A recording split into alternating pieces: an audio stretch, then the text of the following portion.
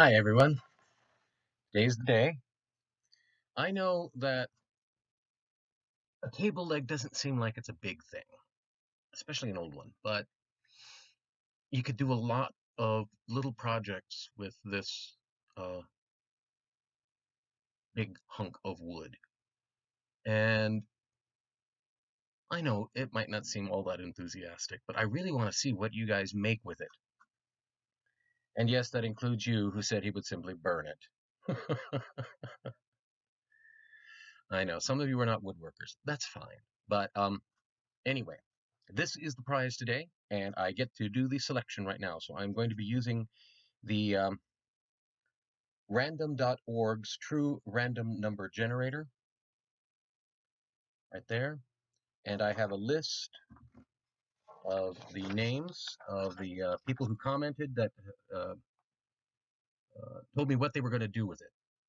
Right there, there's 15 of them.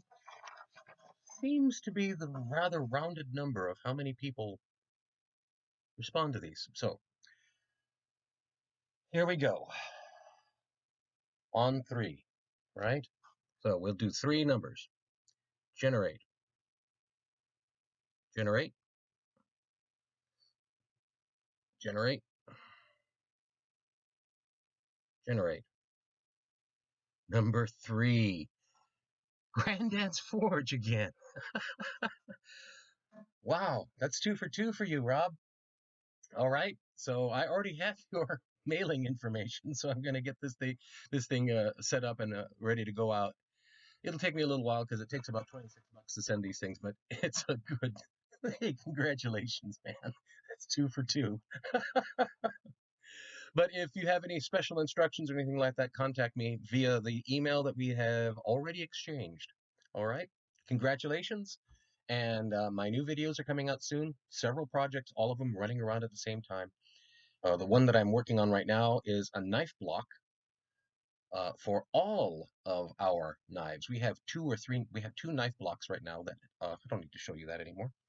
We have two knife blocks plus extra knives, and not all of our knives fit in the knife blocks because they came with specific sets and we no longer have those knives. So what I'm going to do is create a very large for a knife block and virtually virtually universal knife block that will fit not only all the knives that we currently have, but if we ever replace them with other knives, they'll still fit.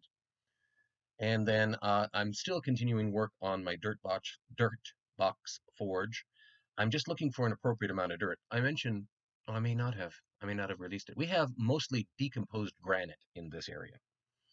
And well, if that's all I got, that's all I got. But I'd rather have a more of a clay-based material. Or, I mean, I could go down and get some free riverbed sand right now.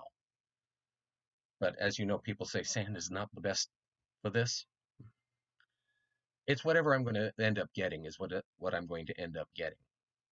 But um, so that's still on the go. And plus, I'm planning on building a blower. One of our YouTube fam there built a wooden blower using gears that he developed from Matthias Wandel's gear making program. And I have the same program, and I'm going to be doing the same thing. But hopefully, I'm going to try to figure out a way to make it a little bit quieter. The rattling in the plywood that is used is because of just a little bit of extra gap, but also a little bit perhaps of wobble. And so I want to see if there's a way that I could, and I have a friend who's a machinist, so he can tell me, of eliminating the chatter. And what's the third project that's coming up? Oh, yeah, I remember now. I'm going to be using some of the wood that JT Barrett sent me to rehandle a 4-pound hammer, and probably my junky little hatchet. So those are coming up. See, I can use wood for blacksmithing too. Thank you all. Congratulations, Rob, from Granddad's Forge for winning the lump of wood, and I will get that to you as soon as I can. Thank you, and Have a great day.